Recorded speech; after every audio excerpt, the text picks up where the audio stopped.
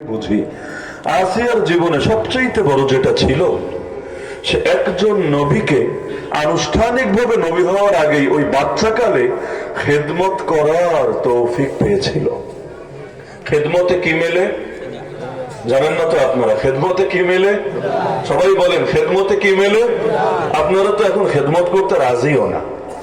বাস্তবতা এটাই, দ্বীনের খেদমত যদি 200 কোটি মুসলমান করত, বর্তমান পৃথিবীতে 100 বছরের বেশি খেলাফত না থাকার কথা না।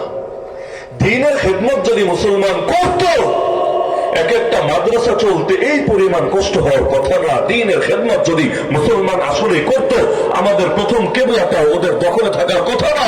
দ্বীনের খেদমত যদি আসলে মুসলমান করত, বাবরি মসজিদের মতো এরকম শত শত মসজিদ, এগুলোকে ভেঙে গুড়িয়ে দিয়ে শেষ না, বরং কোনোটাকে মন্দির বানিয়ে ফেলেছে, এই আস্পর্ধা তো দেখাতে পারার কথা না। দ্বীনের খেদমত যদি মুসলমান করত, আজ আফিয়া সিদ্দিক আমেরিকার কারাগারে বন্দী থাকার কথা না। দ্বীনের খেদমত যদি মুসলমান করত, দেশে দেশে মুসলমানের রক্ত বন্যার পানির মতো প্রবাহিত হওয়ার কথা না। আর দ্বীনের খেদমত যদি মুসলমান করত, যেই পৃথিবীতে 200 কোটি মুসলমান থাকে, ওই পৃথিবীতে আল্লাহর নবীকে গালি তারা সাহায্য করতে পারার কথা না। অথচ এই বাংলাদেশেও পর্যন্ত কেউ কেউ মাঝে মাঝে নবীকে গালি দেয়, এমনকি ঢাকা শহরে পর্যন্ত কোরআনকে পায়ের তলায় ফেলে পিষ্ট করে নিজের অধ্যত্ব দেখায়। কি খেদমত করি আমরা?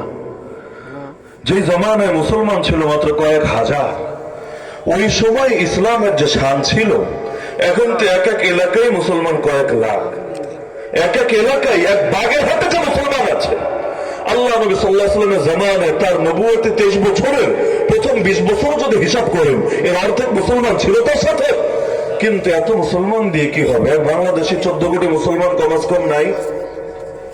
অন্তত 14 কোটি মুসলমান এই দেশে নাই? 18 কোটি যদি মোট মানুষ হয়, তাহলে এর মধ্যে 14 কোটির বেশি তো মুসলমান হওয়ার কথা। তা ধরলাম 14 কোটি। যেই দেশে 14 কোটি মুসলমান থাকে, ওই দেশে 1400 আলেমকে নিয়ে বছরের পর বছর কারাগারে ফেলে রাখে, কাউকে কাউকে লাশ বানিয়ে কবরে পৌঁছে দেয়, আর গোটা জাতি বসে বসে দ্বীনের খেদমত করে উল্টে ফেলায়। আজীব ব্যাপার স্যাপার, এগুলো তো কল্পনাও করা যেত না অতীতে। হাজ্জাজ বিন ইউসুফের মতো জালেম, যার চাইতে বড় জালেম কেউ আছে কিনা সন্দেহ আছে। 1,20,000 মানুষকে গ্রেফতার করে খুন করেছে, একজন দুজন না, 1,20,000 মানুষকে গ্রেফতার করে হত্যা করেছে। মানে যুদ্ধের ময়দানে কত মেরেছে, রাস্তাঘাটে কত মেরেছে, ওগুলো হিসাবের বাইরে। 1,20,000 মানুষকে হত্যা করেছে। সেও যখন শুনেছে মুসলমানদের ক্ষুদ্র একটা কাফেলাকে এই নরেন্দ্র মোদীর পূর্বপুরুষ রাজা তাহির বন্দী করে ফেলেছে, এখানে যারা এসেছিল ব্যবসা করতে, যার ভেতরে নারীও আছে, সেই নারী কোন রকম চিঠি পাঠালো হাজ্জাজের কাছে। এক চিঠি দেখেই পরপর তিনবার বাহিনী পাঠিয়েছে। প্রথম 2 বার ফেল হওয়ার পরও মন ভাঙে নাই, আশা ছাড়ে নাই। শেষে মোহাম্মদ বিন কাসেমের নেতৃত্বে প্রথমবারের মতো এই হিন্দুস্তানের জমিনে কালেমার পতাকা উড্ডীন হয়েছে। তাহলে বাস্তবতা আমরা তো খেদমত করিও না, এজন্য আপনাদের মুখ থেকে কথা বের হচ্ছে না। ওই যে খেদমতে খোদা মিলে আমি 3 বার জিজ্ঞেস করেছি, কয়জন বলেছে? মানে ভাবটা এমন, এখানে আসার আগে অঙ্গীকার করে এসেছে যে হুজুর যা বলার আপনি বলবেন, আমরা কষ্ট করে কথা বলার দরকার আছে, আপনি বললাম এক ফাড়ায় ফেলাম, সমস্যা নেই, আমরা এসেছি শুধু শোনার দায়িত্ব নিয়ে। এজন্য 3 বার জিজ্ঞেস করার পরে মুখ দিয়ে আসে না। পরে যদি হুজুর বলে আপনারাও খেদমত করেন, মাদ্রাসার খেদমত কে কে করবেন, মসজিদের খেদমত কে কে করবেন, যদি দায়িত্ব চাপায় দেয়, তখন তো বিরাট ঝামেলা আছে। আমি বসার পর কয়েকবার মাঝখানে সন্দেহে পড়ে গেছি যে আমি কি কবরস্থানে কথা বলছি কিনা। 2-1 বার মানে মনে কষ্ট নিয়ে না, আমার কাছে এমনটা ফিল হয়েছে আর কি। কোন এলাকায় নতুন গেলে ওই এলাকা বুঝতে একটু সময় লাগে। ফকিরহাটে আমি প্রথম এসেছি, তো এলাকার মানুষের রুচি কেমন, প্রকৃতি কেমন, তাদের মতিগতি কেমন, এটা বুঝতে আমার সময় লাগবে। আগ থেকে ধারণা থাকলে ওই প্রশ্নে আমি করতাম না, বাস্তবে প্রশ্নে আমি করতাম না, এখান থেকে কোনো সারা পাওয়ার আশাই আমি রাখতাম না। বাকি ধারণা যেহেতু নাই, টুকটাক ভুল হতেই পারে, ক্ষমা সুন্দর দৃষ্টিতে দেখবেন।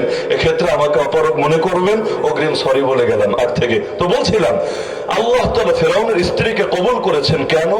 নবী মুসা আলাইহিস সালামকে বাচ্চাকালে খেদমত করার সুযোগ পেয়েছিল, যেন তেন খেদমত না।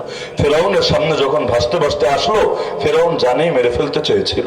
কোরআনে আছে, ক্বালাত ইমরাতু ফিরআউন, ফেরাউনের স্ত্রী তখন বলেছিল, লা তাকতুলু, বাচ্চাটাকে মেরো না, বাচ্চাটাকে খুন করো না, বাচ্চাটাকে হত্যা করো না। কেন মারবে না? কেন না মারার কোনো কারণ তো, না মারার কোনো কারণ তো থাকা লাগবে। সে বলেছিল, আসা আইয়ানফাআনা, আশা করা যায় এই বাচ্চাটা একদিন আমাদের উপকারে আসবে।